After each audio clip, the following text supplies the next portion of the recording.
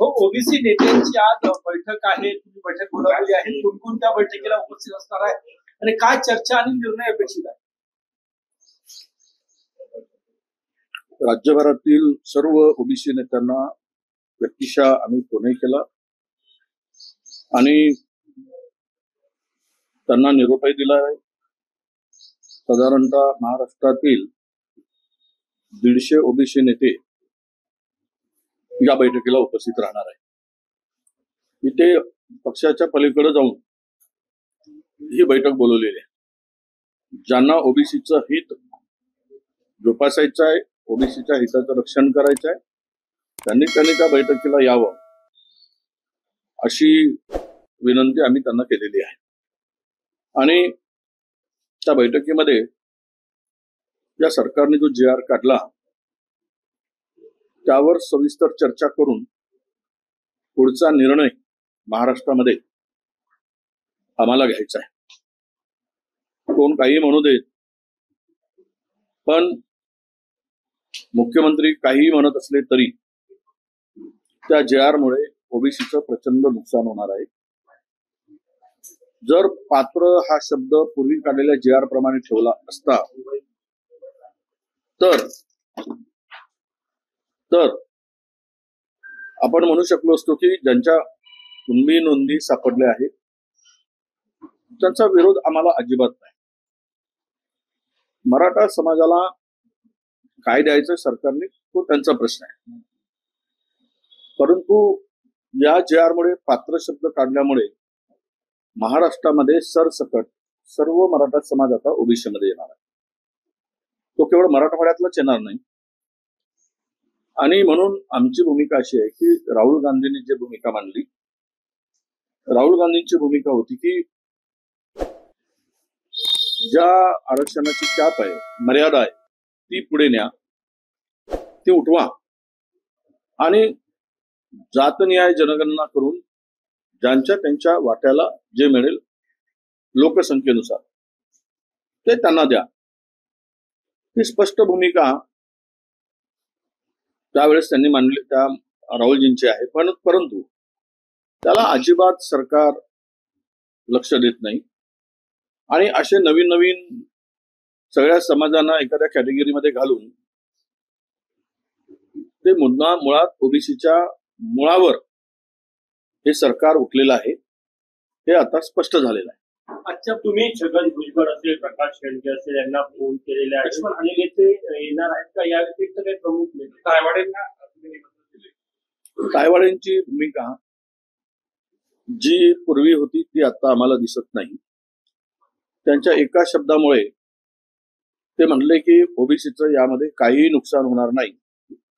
आता ते त्यांच्या चष्म्यातून बघतात की सरकारी चष्म्यातून बघतात की स्वतःच्या चष्म्यातून बघतात ते त्यांनाच माहीत. आम्ही त्यावर अधिक बोलणार नाही. पुढे येणाऱ्या दिवसामध्ये सत्य परिस्थिती लक्षात येईल. परंतु आम्ही त्यांना आज तरी त्या बैठकीचं निमंत्रण दिलेलं नाही, कारण त्यांची भूमिका ही स्पष्ट नाही.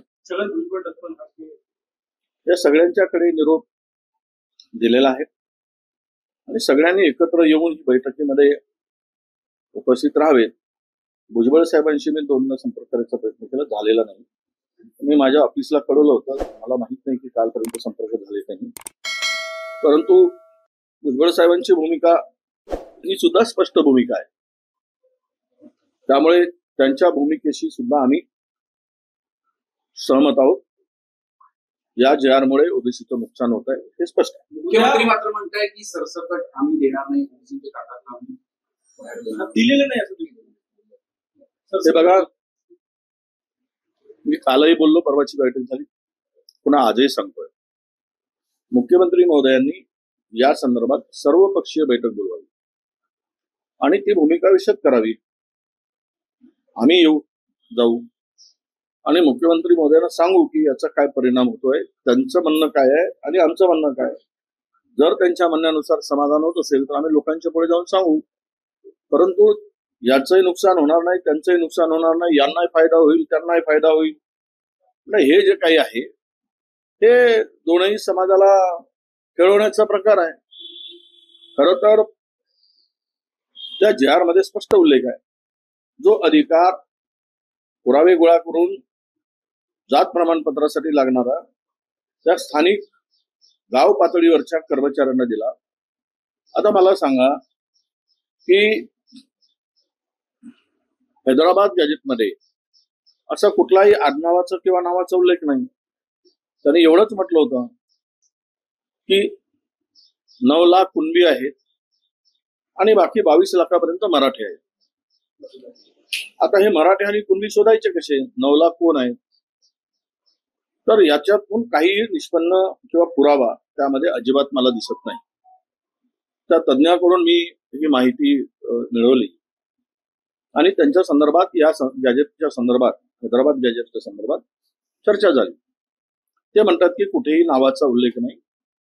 त्यामुळे या परिस्थितीमध्ये जी भूमिका सरकारने स्वीकारली आणि जो JR काढला, हा सरसकटचा JR आहे. पात्र हा शब्द वगळल्यानंतर पहिला पात्र होता, त्यावेळेस ते पात्र आम्ही समजू शकत होतो.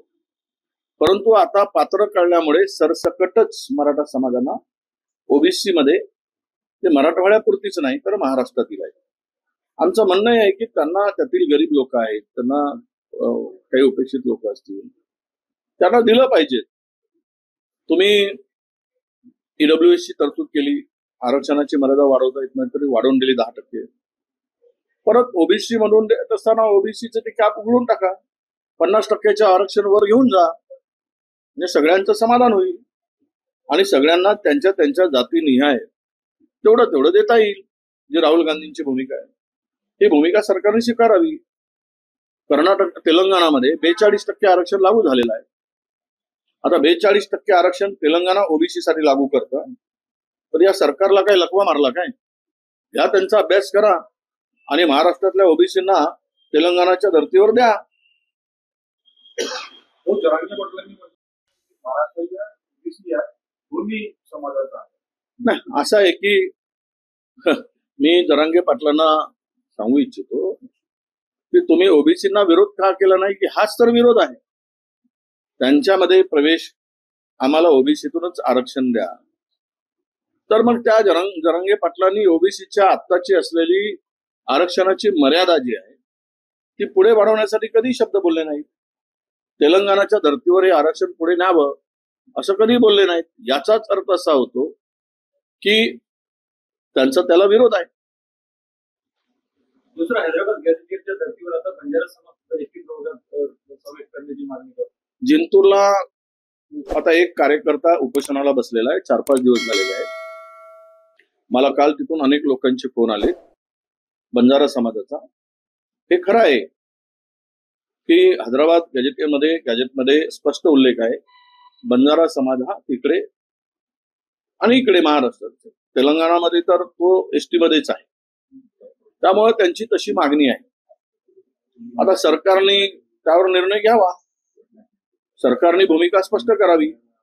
तो गॅजेट जर एका पक्षाला, एका समाजाला लागू करायचा निर्णय घेतला असेल तर त्या स्वाभाविक आहे की बंजारा समाजाची मागणी पुढे येणं.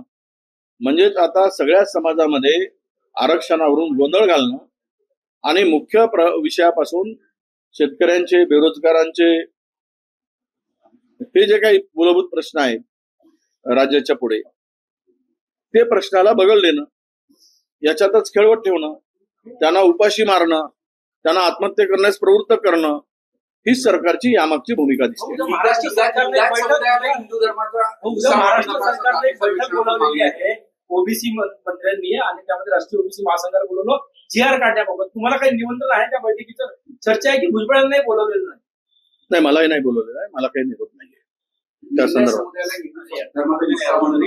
उत्तर महत्वाचं आहे. उद्या महाराष्ट्र सरकारनं बैठक बोलवली, तुम्हालाही निमंत्रण नाही, JR काढणार आहे OBC समाजाबाबत. तुम्ही OBC समाजासाठी लढत आलेले आहे, भुजबळ लढत आलेली आहे. नाही, असं कुठलाही तसा निमंत्रण नाही. सरकार प्रो संघटनेला बोलवलं असेल कदाचित, असा त्याचा अर्थ होतो. कोल्हापूरमधल्या मराठा संघटनांनी म्हटलेलं की ज्या पद्धतीनं सातारा गॅजेट म्हणतात तसं कोल्हापूर गॅजेट देखील तपासलं पाहिजे, कारण कोल्हापूर गॅजेटमध्ये अनेक मतांचा कुठली म्हणून आहे ना, मी कुठे नाकारतोय, पण त्यामध्ये आकडे दिले आहेत की त्यावेळेचा जो गॅजेट तयार झाला होता इंग्रज काळी, किंवा मोगलाच्या वेळेस त्यावेळेस नोंदी ज्या आहेत की 9 लाख काही आकडा आहे तो तेवढा कुणबी आहे मराठवाड्यात आहे ना, आणि बाकीचे 22 लाख मराठी आहेत. पण सरसकट म्हणणं गॅजेटनुसार जर कुणबी आहे तर आमचा विरोध नाही ना, त्याला अजिबात विरोध नाही. पण जरांगे पाटलांची भूमिका आहे की सरसकट सगळ्यांना द्या. तर मग तुम्ही त्या संदर्भात जी भूमिका आहे त्याला थोडस आम्ही म्हणतो की आमच्या हक्कावर गदा येईल. लिंगायत समुदायाला हिंदू धर्माचा हिस्सा म्हणू नका असं जातीय सर्वेक्षणातून मागणी आहे. कोणी मागणी केली? जातीय सर्वेक्षणातून माहिती आहे, सर. आता लिंगाशिवाय लिंगायत म्हणून नाही, त्यांनी काय मागणी केली, त्यांनी कुठं राहायचं, कुठल्या धर्मात जायचं किंवा कुठला पंथ स्वीकारायचा, पण आजपर्यंत लिंगायत हा हिंदू धर्माचाच भाग राहिलेला आहे. रीती रिवाज, संस्कार, संस्कृती या सगळ्या हिंदू धर्माप्रमाणेच त्यांच्या रूढी परंपरा चालत आलेल्या आहेत. आता त्यांची भूमिका काही वेगळी असेल तर त्या संदर्भात आम्हाला बोलण्याचा अधिकार नाही. काँग्रेसचा ओबीसी ट्रेंड म्हणजे वकिलीचा आरोप केशवोपाध्याय यांनी म्हटलेला आहे. केशव उपाध्यायला ओबीसीच्या वेदना काय करते, ज्याचा जन्मच मुळात या प्रवर्गातून झाला नाही केशवचा. केशवला केशव पण माहित आहे, केशवला सती माहित आहे, त्यामुळं त्यांनी या वेदना कुठे भोगल्या आहेत. त्यांचा विश्वास केशवचा संविधानावर असता तर त्याला कळलं असतं मगरीच्या आसू कोण मागत आहे.